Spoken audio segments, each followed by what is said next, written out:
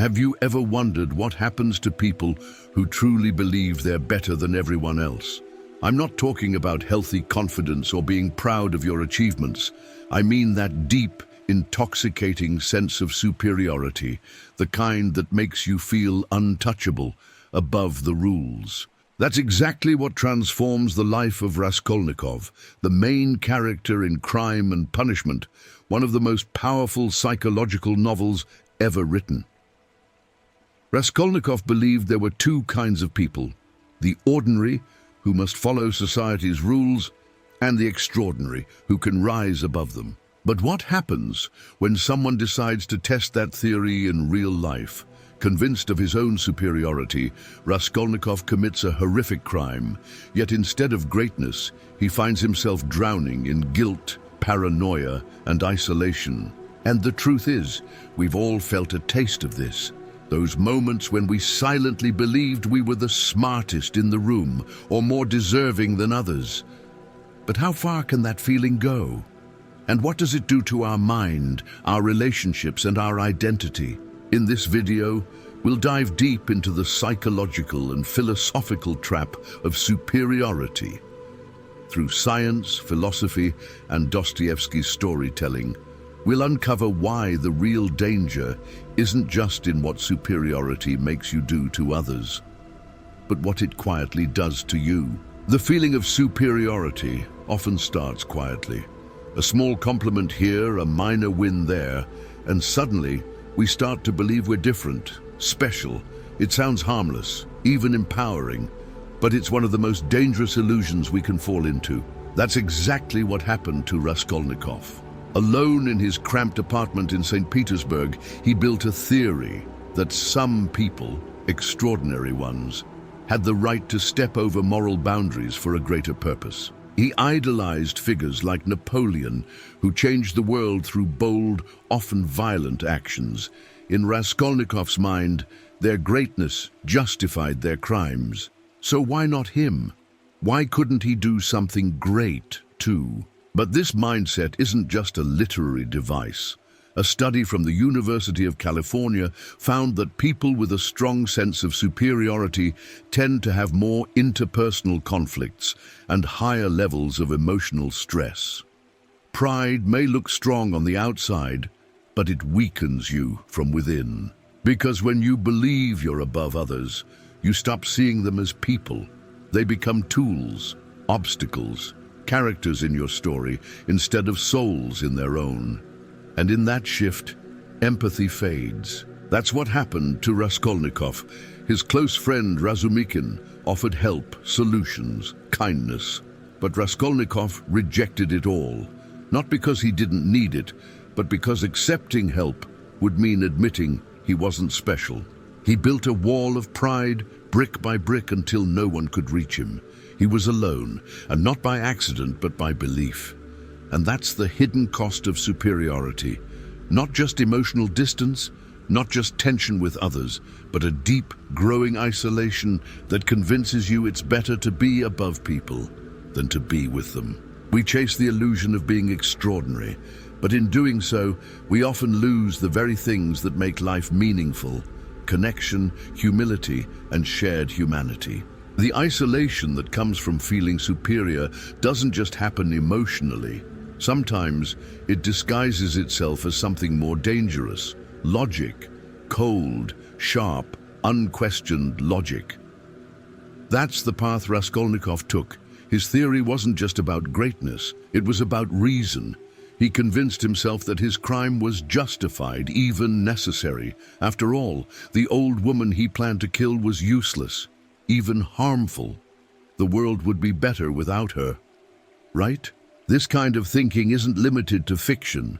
The famous Milgram experiment at Yale showed that ordinary people would deliver what they believed were painful electric shocks to others just because an authority figure told them to.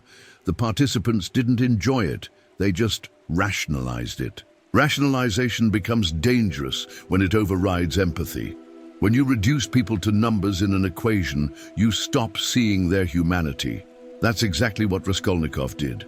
He didn't see a woman, he saw a problem to be removed. Philosopher Friedrich Nietzsche warned about this. He argued that obsession with abstract thought can detach us from real life. The more we live in our heads, the less connected we become to what's real. Feelings, people, consequences. Raskolnikov lost that connection. He believed his plan was flawless, rational, clean, even noble, but what he underestimated was the cost of cutting empathy out of the equation. Because when you justify cruelty with logic, you may win the argument in your head, but you lose something far more important, your soul. And once you start to dehumanize others, it becomes easier to dehumanize yourself too. What began as a clever idea quickly became a mental prison. Guilt crept in, paranoia grew. His inner world, once so structured and logical, turned into chaos. That's the paradox. In trying to control everything with reason, he lost control completely. When we start seeing others as objects or numbers, something inside us quietly begins to break.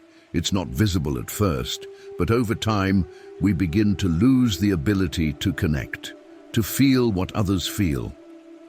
And science backs this up. A study from Harvard found that people who struggle with empathy are more likely to experience chronic anxiety, depression, and even shorter life expectancy. Emotional isolation doesn't just hurt the heart, it affects the entire body. Raskolnikov thought that by rising above morality, he'd become powerful, but instead of rising, he sank. After the murder, his mind became a battleground. Every face he passed on the street felt like it could see into his soul. The crime was just the surface. The real damage happened afterward, in the silence, the suspicion, the sleepless nights. His mind, once so confident and calculated, became a mess of fear and confusion. And yet he wasn't alone. His friend Razumikin tried again and again to help him, offered him food, work, kindness. But Raskolnikov rejected it, not because he didn't want it, but because pride convinced him he didn't need it. That's one of the cruelest parts of superiority. It keeps you from accepting love. When you think you're above others, their help feels like an insult. And so, even surrounded by people who care, you end up utterly alone. We see this in real life too. People who isolate themselves emotionally, especially out of ego, often spiral into burnout, addiction, or breakdowns. Not because no one tried to reach them, but because they believed they didn't need anyone. Raskolnikov became a prisoner, not just of the law, but of himself. His own pride locked the door. And the longer he stayed inside, the harder it became to remember what freedom even felt like. In the end, superiority doesn't elevate, it isolates. And what looks like strength from the outside often hides a deeply fragile mind, trying desperately not to fall apart. The good news is that not all is lost for those who fall into the trap of superiority. There's always a way back. But it doesn't start with more power or more logic. It starts with humility, the quiet courage to admit, I'm just human, like everyone else. That's the moment Raskolnikov begins to change. After all the pride, the theories, the justifications, he meets Sonia, a girl who, despite her suffering, holds on to compassion. Her presence alone begins to crack his armor. When he finally confesses the murder to her, something in him shatters, not just guilt, but the idea that he ever needed to be superior to be worthy of love. Sonia doesn't reject him, she listens, she stays, and that changes everything. Modern psychology supports this too. A study from the University of Michigan found that people who practice humility experience stronger relationships, deeper satisfaction, and overall greater well-being. Raskolnikov thought greatness meant standing above others, but it's in standing beside Sonia, broken and vulnerable, that he discovers something far greater than dominance, connection. In that moment, he doesn't need to be extraordinary, he just needs to be real. And in being real, he finally starts to heal. True redemption doesn't come from punishment, it comes from transformation. And transformation begins when we stop pretending we're above others and start seeing ourselves in them. Who are we, really? It's a simple question, but it hides something much deeper. Philosopher Simone de Beauvoir argued that we don't form our identity alone.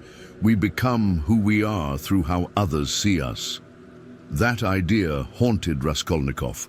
He wanted to be respected, admired, but he also looked down on everyone whose opinion he secretly craved. This contradiction tore him apart. Then came Sonia. She didn't try to fix him. She didn't argue or judge.